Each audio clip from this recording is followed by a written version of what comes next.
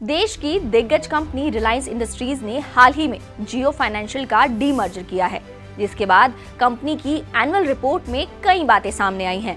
इसमें कंपनी के चेयरमैन और एमडी मुकेश अंबानी ने बताया कि कंपनी का उद्देश्य ग्राहकों को सरल, किफायती और इनोवेटिव डिजिटल फर्स्ट सॉल्यूशंस उपलब्ध कराना है। इसके साथ ही उन्होंने ये भी कहा कि जियो फाइनेंशियल रिलायंस की टेक्नोलॉजी क्षमताओं का फायदा उठाकर फाइनेंशियल सर्विसेज को उपलब्ध कराएगी और साथ ही देश के नागरिकों के लिए फाइनेंशियल सर्विसेज को लोकतांत्रिक भी बनाएगी।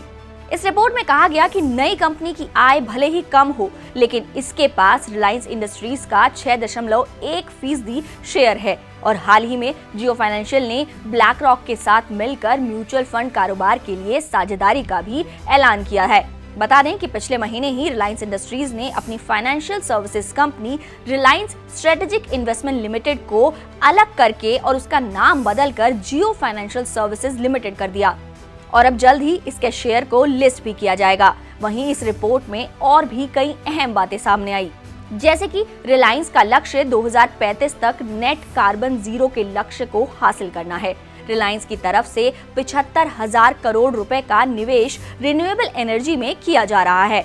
इसके साथ ही रिलायंस इंडस्ट्रीज की ओर से मुखिया मुकेश अंबानी को अगले और 5 साल यानी कि 2029 तक कंपनी का चेयरमैन और एमडी बनाने के लिए शेयरधारकों से अप्रूवल की मांग की है। ऐसा इसलिए क्योंकि फिलहाल मुकेश अंबानी की उम्र 66 साल है और कंपनी लॉ के मुताबिक अगर किसी कंपनी के चीफ एग्जीक्यूटिव को 70 साल के बाद कंपनी का प्रमुख बने रहना होता है तो उसे उस पद पर नियुक्त होने के लिए एक विशेष प्रस्ताव की जरूरत होती है। तो अगर इसे मंजूरी मिल जाती है तो एमडी एंड चेयरमैन के रूप में मुकेश अंबानी का नया कार्यकाल 19 अप्रैल 2024 से प्रभावी होगा। लेकिन खास बात यह है कि इस कार्यकाल के बढ़ने के बाद भी मुकेश अंबानी कोई सैलरी नहीं लेंगे। वित्त वर्ष 2008-9 से लेकर वित्त वर्ष 2019-20 तक मुकेश अंबानी को रिलायंस से सालाना 15 करोड़ रुपए का वेतन मिलता था, लेकिन कोरोना के बाद उन्होंने इसे छोड़ दिया और अब भी अगर ये कार्यकाल आगे बढ़ता है तो वो इस वेतन को नहीं लेंगे। आपको ये भी बताते चलें कि मुकेश अंबानी 1977 से रिलायंस के बोर्ड में हैं और 2002 में पिता धीरूभाई अंबानी के निधन के बाद वो कंपनी के चेयरमैन बने थे।